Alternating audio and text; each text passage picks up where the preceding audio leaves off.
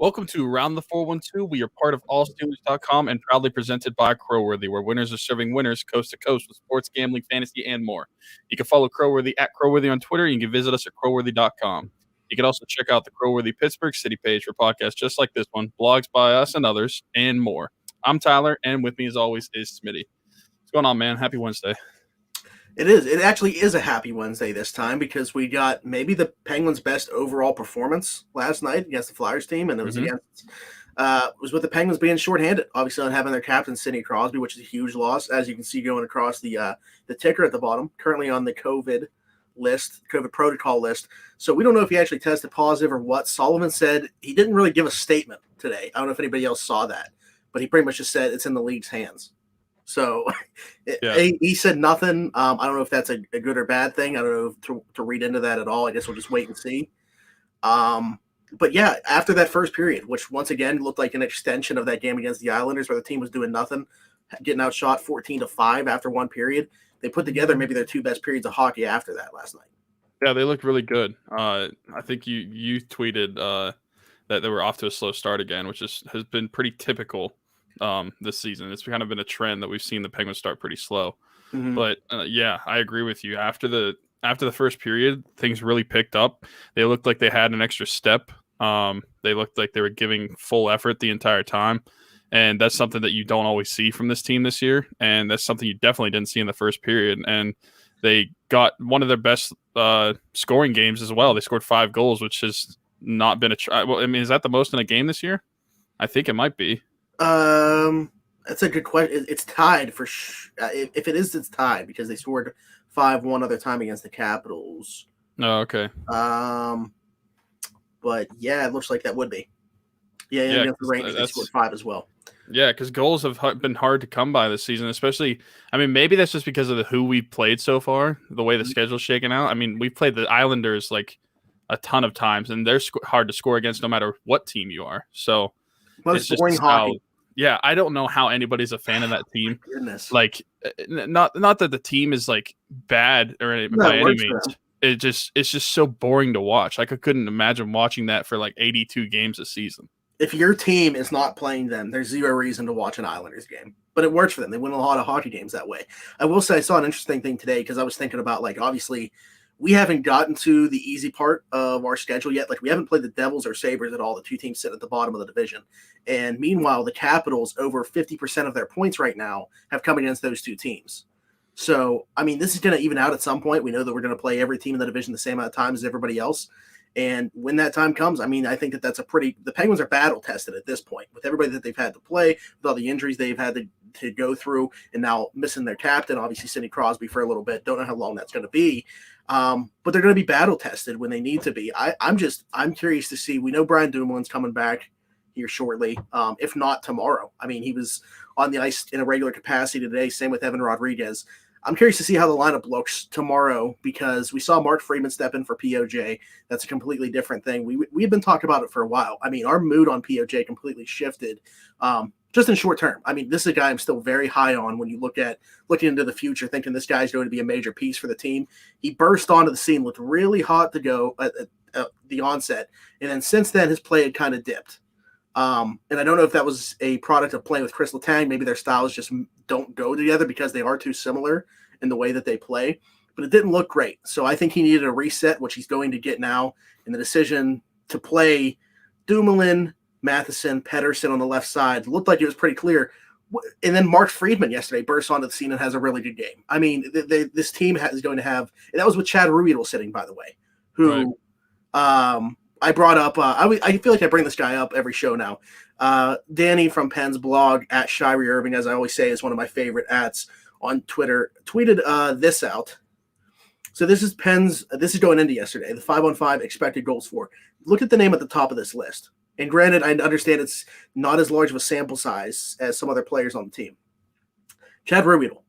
So you're sitting a guy like that already, and now you're going to have, like, when this defense is fully healthy, you're going to have some decisions to make, and it's tough decisions, but at the same time, it's a good problem to have. Yeah, I wrote it in my piece I did a couple weeks ago on the Penguins defense that Chad Ruhwedel is the best 7th defenseman in the NHL. He does literally everything he's asked to do. I mean, for the majority of this season, he was playing on the left side with Cody Cece. Yeah. So he's able to play both sides and play them well, which not a lot of defensemen are able to do. He's cheap. He is good, has good numbers. He's got good analytics. I mean, there's everything to love about this guy, and he's not even a regular in the lineup. Yeah, and he keeps coming back to be in that same role, which is unbelievable to me that they keep, being able to bring him back.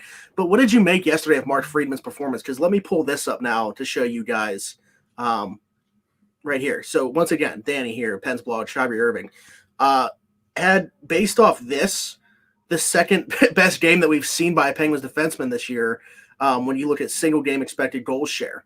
And I understand, less than 10.5 minutes time on the ice. And this is just behind Mike Matheson's performance in the second game of the season against the Flyers that this falls to. So really good debut for Mark Friedman. I mean, is he a guy that you think, I don't want to say, I think that he's just a depth option, but does he make the decision difficult maybe?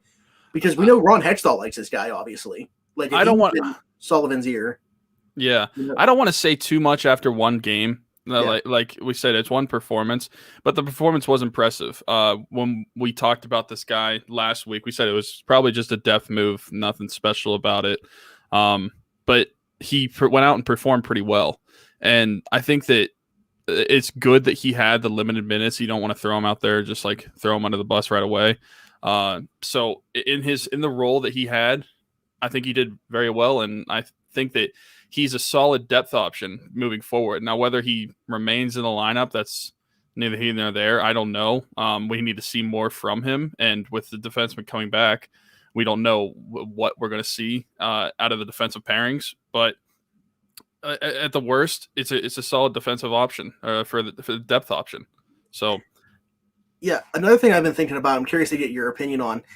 I know this team doesn't do contracts really in season. They kind of broke that a little bit with Patrick Hornquist and Jake Gensel in back-to-back seasons. But like, when you look at a guy like Cody Cece, a guy that has come in and been everything that we expected to be the opposite of, I mean, just been a great player for this team, granted in a third line role at times in the second pairing role. Do you think that he is somebody that the Penguins could look at as wanting to be part of this team's future at this point? Yes. I was literally thinking about that last night watching the game, is that whenever you're coming down to who you need to sign or from all the signings that we've had before the start of the year, I think that Cody Cece has to be number one on your list based off of his play so far this year. He has outperformed everyone's expectations. A lot of people just thought he was another Jack Johnson, just on a cheaper contract. And he's been really the complete opposite of that. He's shown some skill in the offensive zone. He's shown solid defense. And I don't know what it is that's different than his play in Ottawa and in Toronto last year, but maybe it's just less responsibility. There's less pressure on him. But he can go out there and be the player that he wants to be. And obviously it's working for him because he's been really good. And I literally was thinking that last night, that they need to at least get into talks about a contract extension with this guy already, because he's been one of their best defensemen the entire year. Yeah, I think if they wait, they don't want to get into a bidding war in free agency. If he is somebody that they want to bring back, I think that those talks need to start, right now. Ricky brought up, it's funny because I'm literally I'm bringing up these tweets here and there because I was sharing my screen. I literally had these other things ready to bring up at some point later in the show. When you talk about, the trade options potentially available to the Penguins, it actually came out that they were one of 4 teams that has kicked the tires on Rickard Rakell to some degree. So let me share this here. Rickard Rakell, by the way, I am actually a really big fan of his. I think that he would do wonders here in Pittsburgh, but you go into what he's done the last couple of seasons, and he hasn't hit 20 goals in either of the last 2 years. And granted, last year we know that it was short a little bit. Look at this, 2 goals this year. I mean, he is in desperate need of a change of scenery. I'm curious to see what the return would be. Ricky said probably send a defenseman and a pick, because when you look at, now let me go to something else here. I'm looking at his contract as well. He is under contract next year for $3.8 million. So that's not unreasonable by any means, but it's not something that the Penguins can do without sending some money out as well. Yeah, I wouldn't hate the idea. I've been a fan of Rickard Rakell's for a few years, especially since I play fantasy hockey. I know he's kind of like a guy that you've been able to get in the later rounds of a fantasy hockey draft that does well. Mhm. But yeah, 2 goals this year in 22 games. That's not like him. Especially we've seen him score 30 goals in the seasons, and then past few years, 18 goals, 15 goals, and so far 2 goals this year. Um, I think that maybe a change of scenery would be good for him. I don't think it's just the skill of the player that's diminished, because that's quite a drop off. And I think it might just be that Anaheim is just a terrible team and a terrible environment right now. But I mean, you look at his possession metrics, and he's still got positive Corsies the past couple seasons. So he's not. I don't think he's a bad player, and I think it would be a good pickup for the Penguins. Where do you think that he would slot in at? Who do you think that they'd rather him play with? Honestly, I think it all depends on what they do with Kapanen, because Rickard Rakell plays right wing, and so you'd probably have Rust. Rust is guaranteed to play with either one of the top 2 centers, and I think the preference to that would be Gino, but we've seen that Rust plays well with Sid, and Kapanen so far hasn't played well with Sid. And so I think it depends on whether they have Kapanen playing on the second line or on the third line. If Kapanen were on the third line, then I think you could see Rakell slotting into the wing with Gino, and then having Rust on the top line with Sid. But it all depends on what they do with Kapanen right now, because I thought he was a left winger. I think he's listed as a right wing. I mean, maybe he can play both. Okay. Yeah, because if he plays both, then so that he's could help. shown as a right winger there, but like his I mean, this is Wikipedia. So like when you Google his name, it comes up as a Swedish professional left winger. So that's why Right now he is playing on the right wing on their third line. I mean, he is a right shot, right? So yeah, he is. Yeah. I went to Daily Faceoff. He's on a line with Isaac Lundstrom and Trevor Zegras. Okay, so I mean, I know that they have high hopes for that Zegras, but like I see why he has 2 goals right now this year playing with those guys. No, I think that it would be like, I don't know how they would make it work, but just the idea of having Rickard Rakell in the Penguins uniform, I'm definitely for. And I think so. Ricky mentioned his idea would be playing with Sid, although he said he had the same thing as I did, probably because he said on Sid's left wing. Second line be Gensel, Malkin, and Ross. Third line, something like McCann, Tanev, and Kapanen.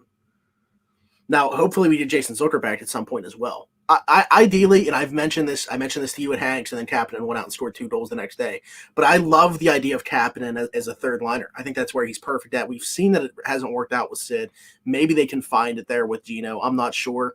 But I think ideally he's a third line guy. And in playing with Jared McCann, if you actually have a legit third line, and then that Tanev, I know that in this idea Ricky has Tanev on the third line, but say you keep that Bluter, Tanev, Aston Reese line together as your fourth line. I mean, I can't preach it enough.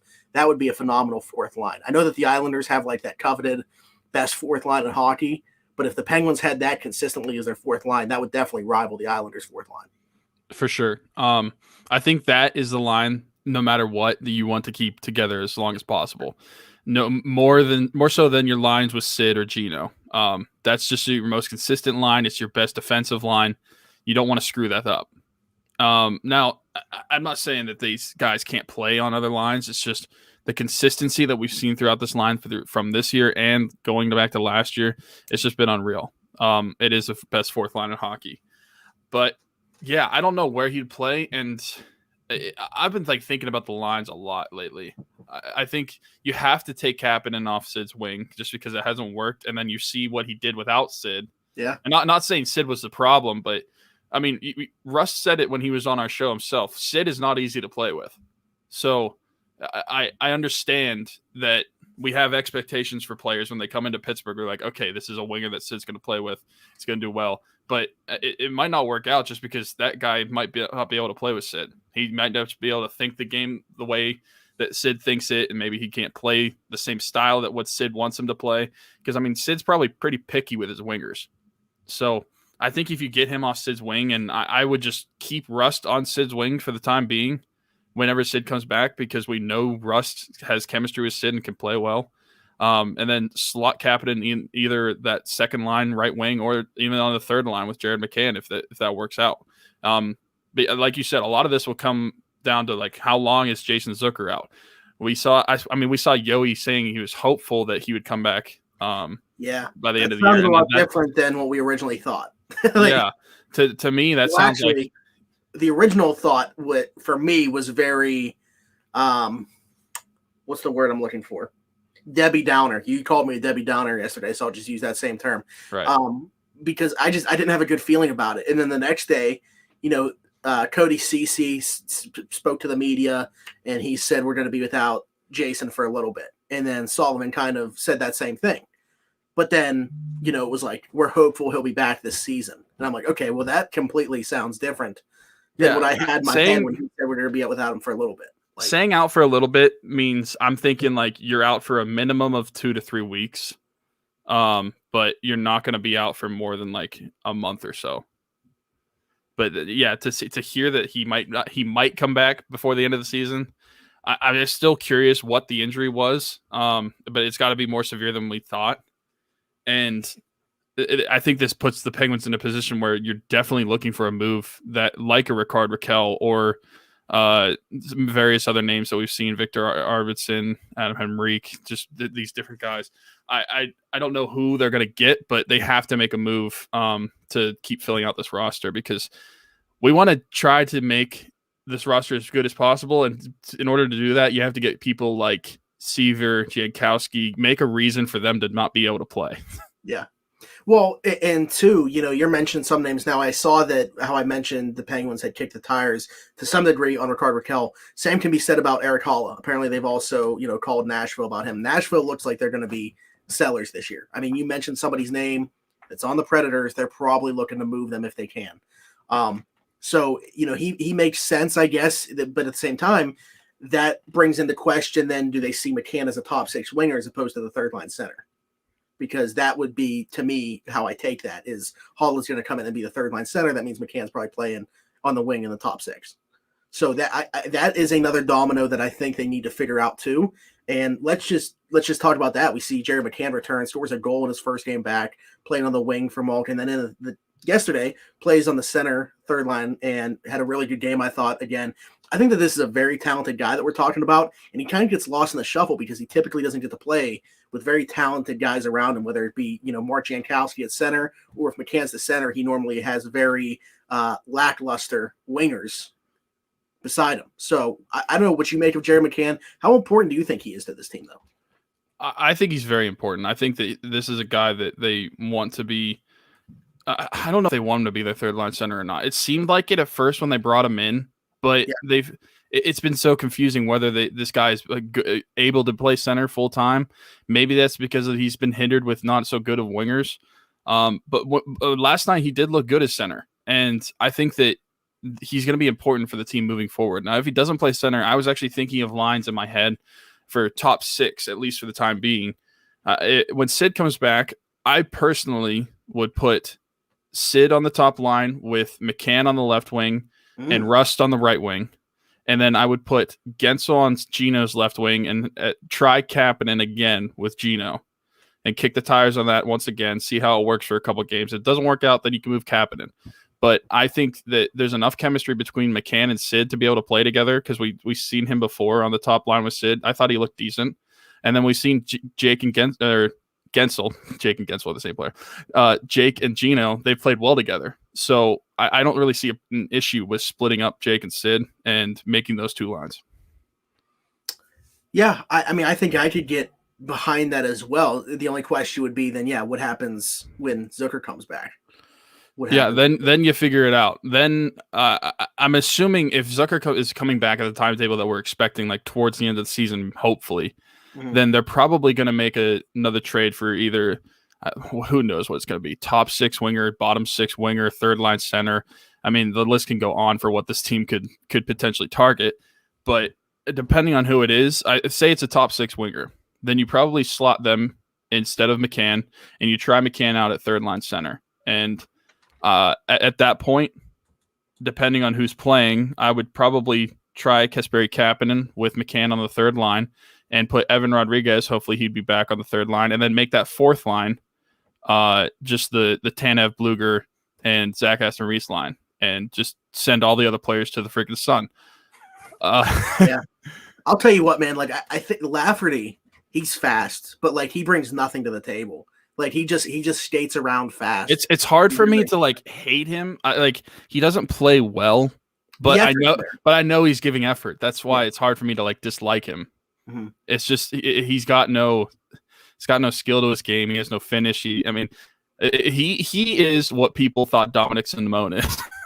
Well, what's funny is somebody tweeted that is like, for a guy like Sam Lafferty, he brings just speed, but it's so much more evident that one element to his game, as opposed to a guy like Dom Simone, who like his one element to his game is playmaking, but it's not as apparent to the casual fan. So like people hated Dominic Simone, but they loved. Who was also placed on waivers today. Yeah, what do you think about that? Pick him up, bring him home. I listen. I would totally take Dominic Simone over a lot of these fourth liners that we have on the team. So even if he were just to play on the fourth line, I'd be totally okay with that. I would love for the Penguins to be able to pick him up because it's a team that he's familiar with. It's players that he's familiar with. I think that he is so underrated. We've talked about that for years with his playmaking ability. I mean, and I get it. Not everybody's into analytics, but when you look at this guy's Corsi numbers and expected goals for, and it's just undeniable that he makes the lines better that he plays on. He might not be the one scoring the goal, but he will do things that initiate scoring chances. So I would love if the Penguins would be able to take a chance on this guy again. It's probably not going to happen, but I'm just a Dawson fan. I agree with you. I mean, I think he would give them more than whatever they're getting on their fourth line. And granted, I think that, he is best when he was playing with Crosby and with Gensel. Like, I still think he would give you more than what you have on that fourth line right now. So, and he's making pretty much the same amount as what those guys are making on the fourth line. So it's really no difference there either. And imagine if you pick him up, you put him back with Sid and Gensel, and then you're able to put Russ back with Gino, and then you're able to make Mccann a third-line center and then have Kapanen play on his right wing. I mean, you're starting to fill up your lineup in a positive way. Yeah. Yeah, I mean, I know that, man, people would hate that if our acquisition to fix, if you will, the top six would be getting Dominic Simone and just putting him back with Sid and Jake. But I mean, it worked. For as much as people want to complain about it, that was a good line. So I want to answer Ricky's question because I feel like we haven't yet. Which defenseman would you send in a proposed trade? Specifically in the Raquel deal, as I'm assuming what we're talking about here. It might be a bit of a hot take, but we talked about it last week as well. Let's see what Brian Dumoulin comes back and looks like with Letang, because if Dumoulin isn't that same type of player, and I don't know if he's not, what is his trade value anyway? But I don't view Brian Dumoulin the same way that I did like a year and a half ago, where I thought he was like our best defensive defenseman. This guy's untouchable. He lets Chris Letang play the way that Chris Letang needs to play to be at his best. And when you look at that left side of the defense, Matheson's under contract for a long time. Pettersson is under contract for a long time. And then you got POJ coming up as well. Like, who's the odd man out there? When you look at Dumoulin, the oldest of them, the contract that expires the most recent, the soonest, that could make sense. I don't think the Penguins would do it, but it's a name that we brought up and it's a scenario that we brought up. To me, Brian Dumoulin, say he comes back either Thursday or Saturday, hopefully for both of them. He has a month to prove to me that he is still the same defenseman that he was prior to his ankle injury. And if he's not the same defenseman that entire month and he looks like he did prior to this recent injury to start the season and towards the end of last year, I'm okay if the Penguins move on from him, because he's not doing what he was signed to do. He was signed to be the shutdown defenseman and to be able to make Chris Letang be able to play freely like he likes to. And he hasn't been able to do that. Whenever they played together this year, they were the worst pairing, and I don't even think it was really close. And so do I think the Penguins will trade him even if he plays poorly? No, probably not. He's one of their guys that is unlikely to me. No, but then again, Ron Hextall, he really has no relation with any of these players. Yeah. So honestly, besides maybe Sid, Marino, POJ. There's not many players that would be considered untouchable to Hextall. But the most likely that I see is Pedersen. I just feel like there's so many people saying that he's the most likely one, and it's nothing. How funny really would that against be, him. though? The Duchess getting Pedersen back. Yeah, dude, it was so funny to me whenever we traded for Pedersen and what did we even trade? I forget his name. Wrong. Yeah, little rat. He was outscored by Pedersen the rest of the year, which is hilarious to me. Yeah. But yeah, I think Pedersen's the most likely on that left side. Matheson's playing too good right now. He does have a big contract, but I think he's at least warranting himself to stay. POJ is not going anywhere, and then it's unlikely for me to see the Penguins moving on from Doolin, even if to me it would be the clearer choice depending on how he plays when he comes back. Yeah, Pedersen's probably the most likely right now. Yeah, and Connor threw Juuso Riitala's name out there. It would be interesting if they went that direction, looking for the younger defenseman. Yeah, like in this specific scenario for Rickard Rakell, I don't know that Dumoulin would make a ton of sense for the reasons that we're talking about. He doesn't have many years left on his current deal. He's not necessarily super young.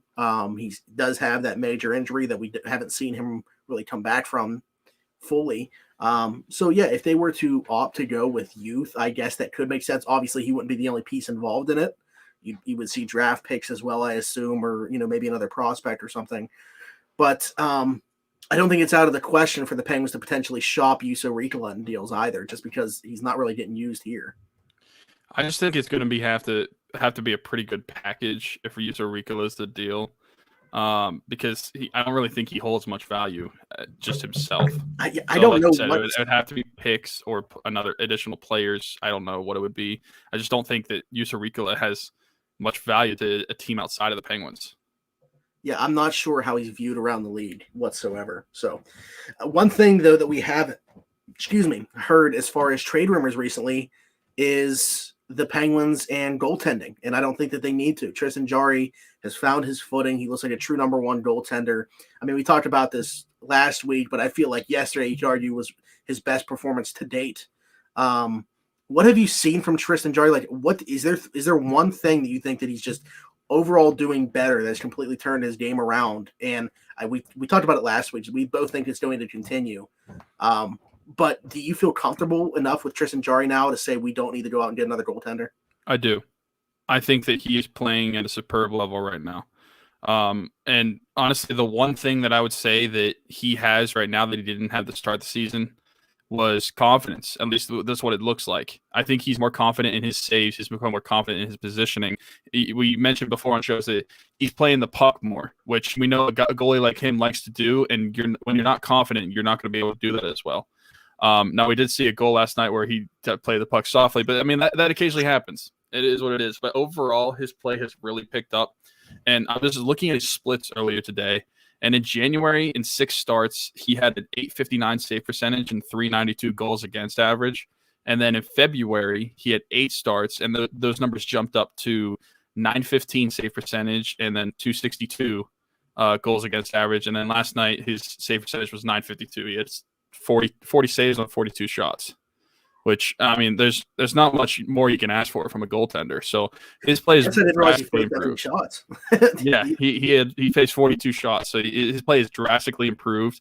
It's just on an incline right now, and I think this is a goalie that we can rely on moving forward for the rest of the season. Now, hopefully, in future seasons, he does get off to better starts, like we mentioned before earlier this season. Apparently, it's been a thing with him that he starts off slow. Hopefully he figures that out. But as of right now and for the rest of this season, I have my confidence in Tristan Jarry. Yeah, I think, similarly to last week, I'll say it again, is you can really tell when a goalie's confident with how he's playing the puck and his willingness to do so. Tristan Jarry, that's one of the best assets of his game, is how good he is at handling the puck.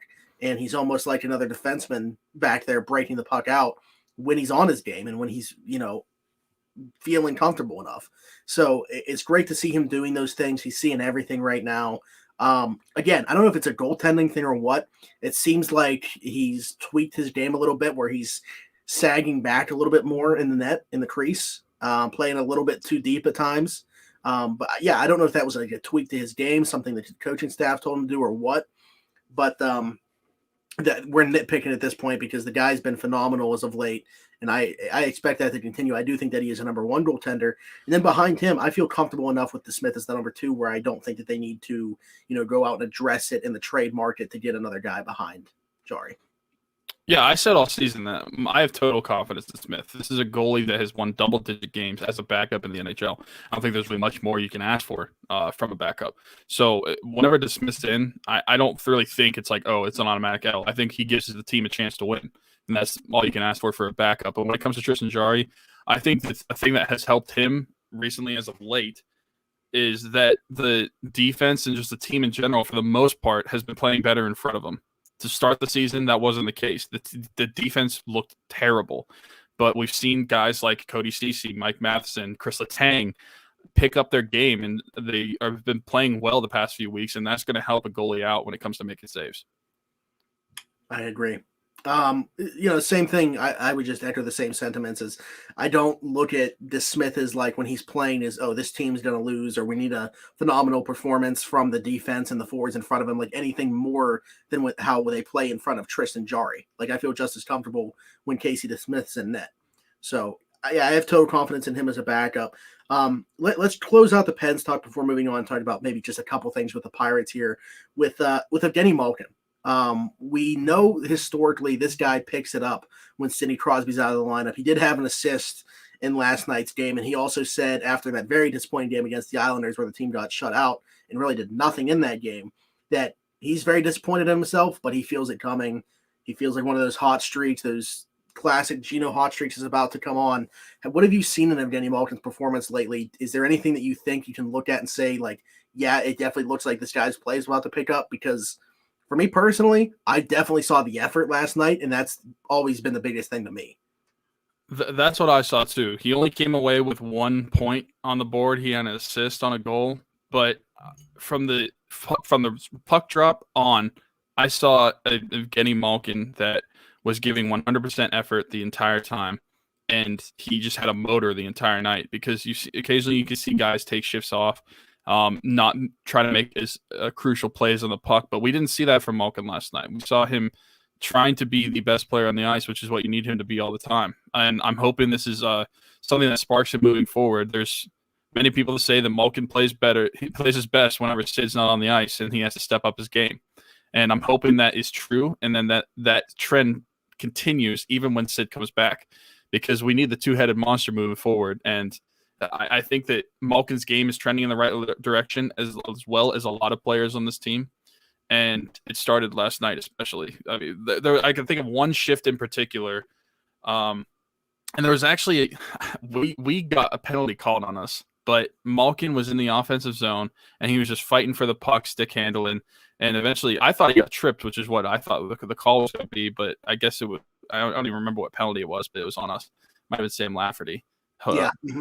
But watching Malkin on that shift, I just saw total effort the entire time, and it looked like a completely different player than what we've seen prior to the rest of the season. And I just hope that this is sustainable and that it keeps going on trending like this. Right. Yeah. I again, that was the first thing that I thought about his performance last night, was that the effort was something that we couldn't question.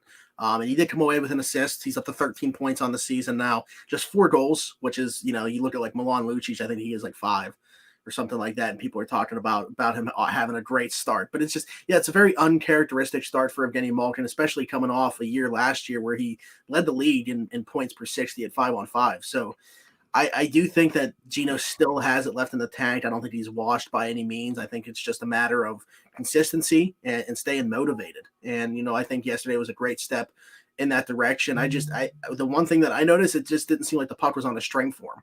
It just seems like for whatever reason, he just can't keep the puck on his stick right now. But I think that these are all things that are slowly but surely coming back. And like you said, as the schedule gets easier and we get into March, which is historically under Crosby and Malkin been the best month, things are really going to start coming together and at the perfect time. They're going to get healthy and go into the playoffs in a good position. So I'm very confident about this team. My mood has completely changed from the start of the season.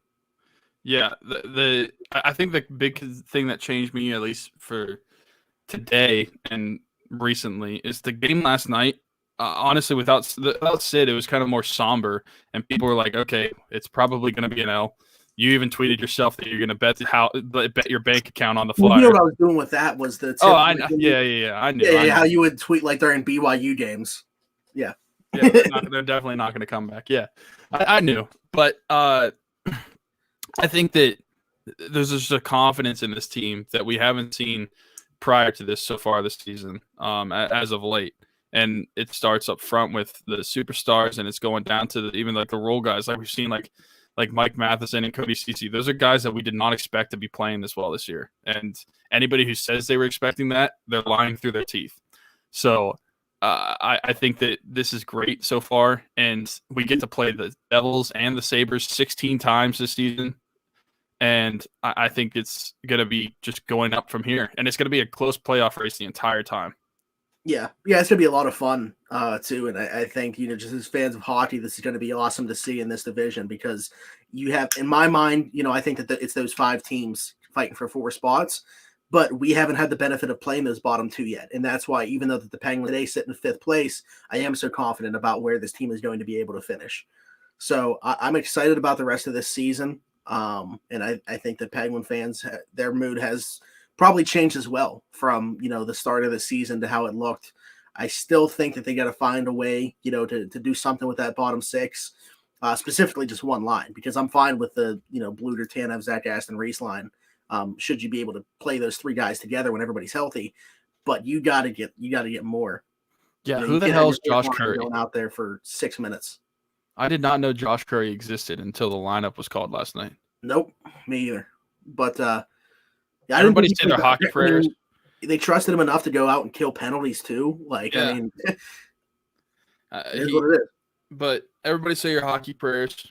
Hopefully, Sid plays tomorrow night. We literally have no idea. Like he didn't test positive, but we don't know what he's in the COVID protocol for. If he was in contact. I mean, he could have just had like a fever. I don't even know. But hopefully that he tests negative and he's fine. And I mean, I am hoping it doesn't affect the team. Like if he's positive, please do not affect the rest of the team. Oh, that would be terrible. Yeah. Okay. Switching gears just briefly, to wrap up here with the Pirates spring training kicking off. We kind of touched on it, the last show. Just want to talk a little bit about the Pirates, maybe do some bold predictions, what we think happening. Did you see that the MLB Network predicted them to tie a franchise record going back to like the late 1800s with 113 losses this year? Really? Yeah. I listen, I get that the Pirates are going to be bad. And yes, I said they're going to lose 100 games. Like I said, like 102 or something like that. But it's like when people are throwing out these numbers, it's like they're not realizing how hard it is to lose that many games. Like, I get that they're not going to be a good team, but you literally have to be trying kind of to be losing that much. Like, do we think that they're going to be worse than some of those teams in the late 90s and early 2000s that we grew up on? Like, I don't see that happening. Are they going to be worse than the 2010 team? What that team, 108? 50. They won 57 games. So whatever the numbers are. Man, my math is 57 and 105. Yeah. Are they going to be worse than that? I mean, I think they might be right around there. Yeah, that's what I'm saying. I'm thinking the most that I can remember is 108, and I don't see that. No, I don't either. I think there's individual players on this team that are good enough to be able to make some wins. I think they still have some pitching that is capable of getting some wins for this team. But overall, yeah, they're not good, but I just don't see them being a 113 loss team. Like literally you have to try to lose that many games. I feel like it's so hard to do that. And the other thing that I was thinking about that I just wanted to bring up briefly on here, as far as the Pirates go, Todd Frazier, who the Pirates signed, like that would have been awesome, back in like 2015 or so. He's his career is kind of fizzled out, but like, okay, so 2 home runs in spring training, that's whatever. But every team does need that type of, clubhouse leader, if you will. I think he's a good mentor, if you will, to Brian Hayes, and maybe he spells him a little bit. I think it will be more so a right-handed partner for Colin Moran at first base, if anything. And I would hate to see Frazier take at bats away from Brian Hayes, so I hope that doesn't happen. But what do you make of this signing? Are you a fan of it? I assume it's just going to be for 1 year. I love the fact he's wearing number 99, by the way, as well. Yeah, I really have no problem with it. I thought it was pretty cool that they were able to bring him in. Like you said, this is 2015. This would have been great. But I mean, in 2021, it's just like a low risk guy. I mean, you're not expecting to be good anyway, so it's not really a big deal if he doesn't perform well. But like you said, it's a guy that could be good veteran presence in the locker room. They don't really have a lot of those anymore. The team's getting pretty young, which is what's going to happen when you see a lot of turnover. So I like it. He's been good in spring training so far. That's not to say that he's going to be great in the regular season, but hopefully he is. Hopefully they do well. Hopefully he does well, and he's going to probably be a good mentor for a lot of these guys, like you said. Yeah, even if you're a super young team, you probably need like 1 or 2 Todd Frazier types in that clubhouse just to teach these guys how to be pros. And, he's a guy that's been on winning ball clubs before. So that's going to be good for these guys just to be around him. I mean, he did just get a minor league contract with an invite to spring training, but I think we're both of the mindset that this guy's going to make the major league roster. Yeah.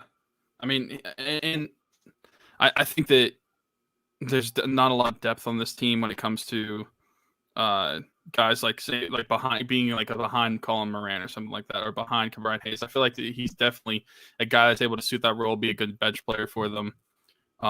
And most of all, like we've said, veteran presence. He's like 35 years old or something like that. Yeah. So I'm trying to think of the Pirates roster if they even have anybody close to that age on their team.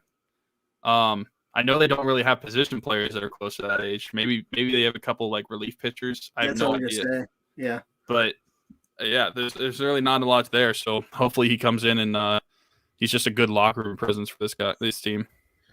Well, the biggest news, and we kind of touched on this on our Mock Draft Monday show as well, but I mean, we don't put that as a podcast. So now, for the people that listen back or whatever, they're going to hear us talk about this as well. How awesome is it that fans are going to be back in some capacity? I mean, the announcement's made. 1 day later, we get fans back at the Penguin game. You and I are both going to have the opportunity to go to a game within the next couple of weeks, Penguin game. And then for the Pirates, I mean, you're talking about, because it's outside and that increases the number to 20% as opposed to 15%, they can have like 8,000 people there. And I know people would make the jokes about attendance or whatever, but that is typically what you would see. That is typically what you would see on like a weekday. Yeah. For the Pirates. So, I mean, you're going to see a good bit of attendance there, and it's going to be awesome to be back in the ballpark. Yeah, I think it's so awesome. And just to touch on the Penguins, it's pretty crazy that they literally make the announcement on Monday, and then the Tuesday night game, they've got a sold out, quote unquote, 28,000 or 2,800, not 20,000. Yeah. Jeez, 2,800 fans there. No, we're not in Texas. Yeah, no, we're not in Texas. but yeah, I think it's awesome for the Pirates. Baseball is such a good environment to be at for fans, and I feel like watching the games on TV, I couldn't imagine what it would be like just being an empty ballpark. And believe me, I think that the fake fan audio is so stupid with any sport. Yeah. So I mean, it's an effort. I get it. It's an attempt at doing something, but I think it's an attempt to make it as natural as possible for the players, like natural feeling. But still, I think that having these 7,500 fans or so, that'll be good for the players, and it'll be good for the team and for the city. I just think that being able to go to sporting events again is going to be just having a little sense of normalcy. Now, we're not all the way back yet, of course, but we're slowly getting our way there, and it's just nice to see a change of pace when it comes to this virus and the way it's affected sports, because we didn't know when we'd be able to go back, and now we're going to be able to go back as soon as opening day for the Pirates, and we're already back in Penguins games, so it's awesome. Yeah, I know. I was talking to Jared and Jeff about it. Hopefully they both make the club out of spring training, but they are both, super pumped about it. They can't wait to see us, along with about 8,000 other people. So, yeah, I'm definitely excited to be back at Pirate games. I understand, the team's not going to be great. but it's the best ballpark in America, and I love that atmosphere. And I'll take Listen, a game day at PNC over just about anything else. So anybody who complains about the team not being great, are people acting like no one went from to a game between 1992 to 2013? Like, was the ballpark just empty the entire time? Mm-hmm. No, people still went to games, and I feel like baseball is the sport, especially compared to like football and hockey, where you don't have to have a good team to really go and enjoy just being at a baseball game. It's a completely different environment than the other two. It's a lot more relaxed. It's more of a chill environment just to be able to sit, watch a baseball game, and hang out with your friends, family. It's completely different. And You're outside. Yeah, the fact that we're going to be able to experience that this season, as soon as the season starts, that's an amazing thing. And especially as soon as the season starts, because you and I both like cooler games because we're big boys. We hate the heat in the summer. 50 degrees. Yeah, the one game that we went to, like, it might have been 2 or 3 seasons ago, where it was literally snowing on us when we were sitting in our seats. Yeah. I mean, yet I would still prefer that. I would take that over a 95-degree day. Yeah. Okay. Yeah, I think that about does it. So to wrap it up, I'll tell you guys about our sponsors. Keats Barbershop, which is an old-fashioned barbershop. He's located at 180 Brighton Avenue in Rochester, PA. He's open 11 to 7 Tuesday through Friday and 10 to 4 on Saturday. Every Tuesday, he does $5 off for military personnel, first responders, and nurses. Again, that's Keats Barbershop at 180 Brighton Avenue in Rochester, PA. And then, of course, we got bench clears, which, we're talking about baseball as we start to get into these warmer months. You can rep the Penguins with a tank top style jersey, but it's Penguins. It's the Penguins logo. It's that same material, just in tank top style. So, and you can get 20% off your order when you use the code Crowworthy. That's CROWWORTHY, all one word at checkout. You get 20% off with that. So, pretty good episode. I'm excited about where things are going. I got some exciting news that I hope I can break here shortly as it pertains to guests on the show. But until then, you guys are going to have to wait on it. I know. I'm not telling you right now. As always, thanks for listening to Around the 412. This has been a presentation of Crowworthy, where winners are serving winners coast to coast with sports, gambling, fantasy, and much more. Don't forget to follow us on Twitter at Around the 412. Follow them at Crowworthy. Visit the Pittsburgh City page at crowworthy.com for podcasts just like this one, blogged by your boys, gambling advice, fantasy advice, all that good stuff, and much more. Until next time, we'll talk to you.